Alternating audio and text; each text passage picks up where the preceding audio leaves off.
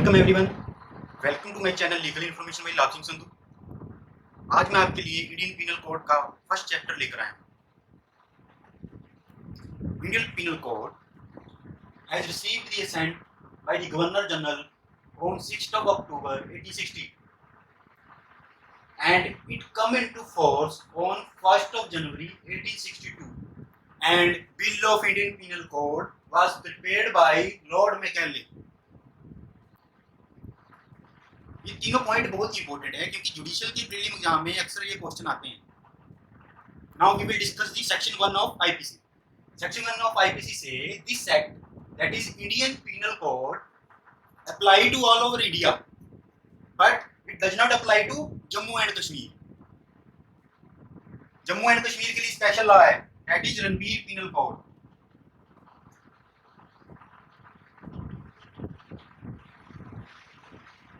Section 2 of IPC says every person is liable under Indian Penal Code if he is guilty of offence committed within India. But this thing is necessary that a person is liable under Indian Penal Code if he has committed offence according to the provision of Indian Penal Code.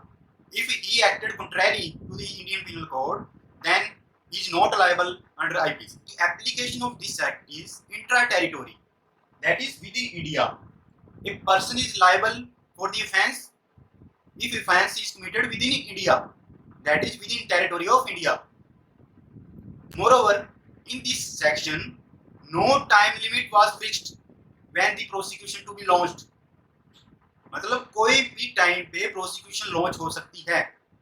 मान लीजिए एक बंदे ने offence किया है grievous hurt का, अगर वो ग्रीवस हर्ट के ऑफेंस के अंडर लायबल है तो उसकी प्रोसिक्यूशन कभी भी लॉन्च की जा सकती है। उसके लिए कोई टाइम पीरियड फिक्स नहीं है, 3 साल बाद भी, 4 साल बाद भी, 5 साल बाद भी। बट इसकी एक्सेप्शन है, बट इस सेक्शन की एक्सेप्शन है that is section 467 to 473 of CrPC, that is code of criminal procedure 1973। Now section 2 says that every person is liable under the IPC. It means every person. It means section 2 does not make any distinction. किसी के साथ भी कोई फर्क नहीं है, सभी बराबर हैं। अगर किसी ने भी कोई ऑफेंस किया है तो सभी लायबल है। There is no difference of race, caste, sex, creed or religion. Every person is liable. कोई धर्म या जाति का कोई भेदभाव नहीं। बट इसकी कंडीशन है provided that the offence should be committed within India. अगर एक फॉरेनर भी इंडिया में ऑफेंस करता है तो वो भी लायबल है।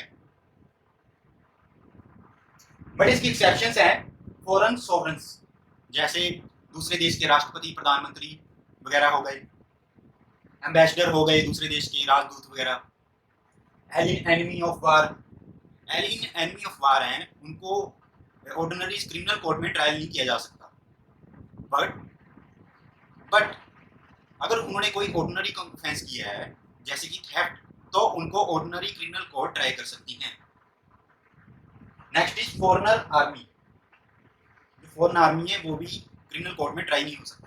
प्रेसिडेंट एंड गवर्नर, जो प्रेसिडेंट और गवर्नर हैं वो भी इस सेक्शन की एक्सेप्शन है। जो प्रेसिडेंट एंड गवर्नर हैं उनको इंडियन कॉन्स्टिट्यूशन इम्यूनिटी प्रोवाइड करता है इस सेक्शन से।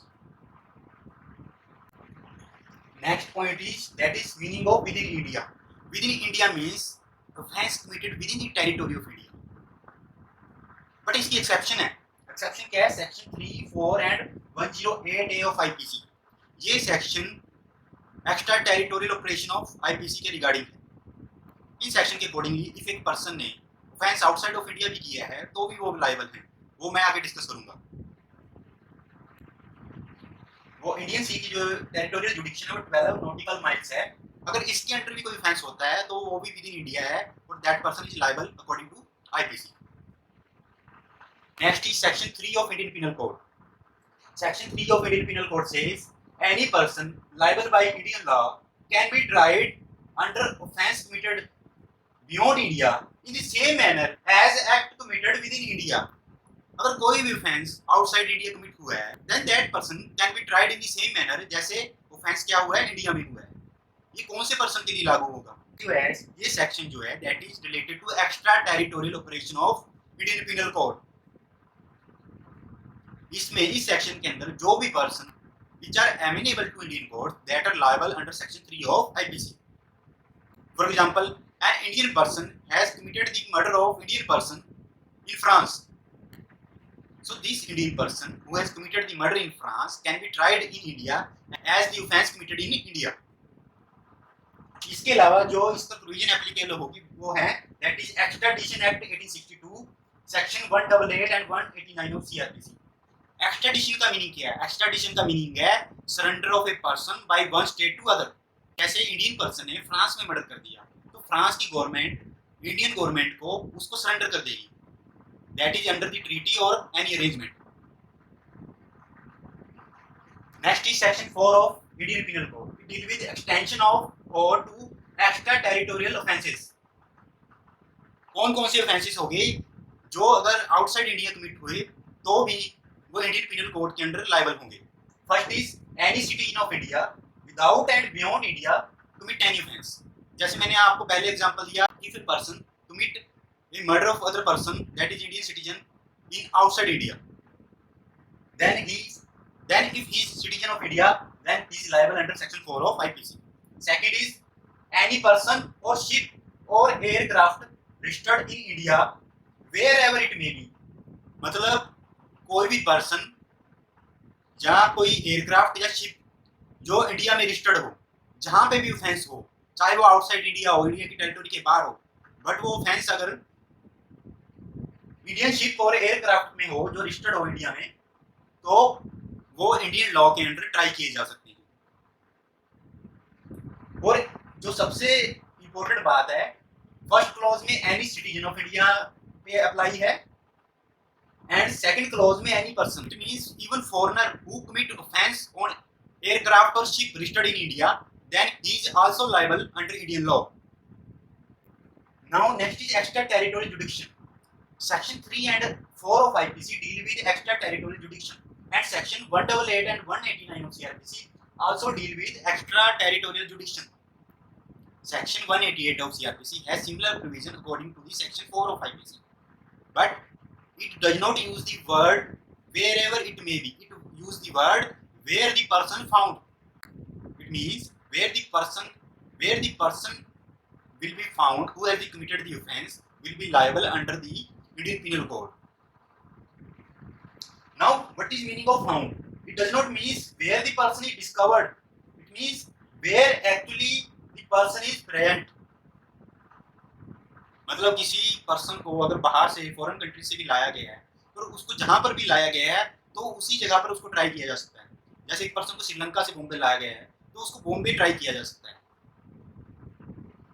Admiralty jurisdiction of Indian Penal Code. When any offence is committed on Indian ship or sea or foreign ship within the Indian territory, then that person can be tried under the Indian Penal Code. Next is offence of piracy. Piracy is of two kinds, that is jure gentium. It means offence against all nations. Next is piracy under English law. Piracy means attack on ship to take goods by violence or do any type of other act like robbery or dacoity. Next is section 5 of Indian Penal Code. That is, section 5 says it does not affect mutiny and desertion of sailors, airmen, officers, soldiers under government of India or any special law or local law.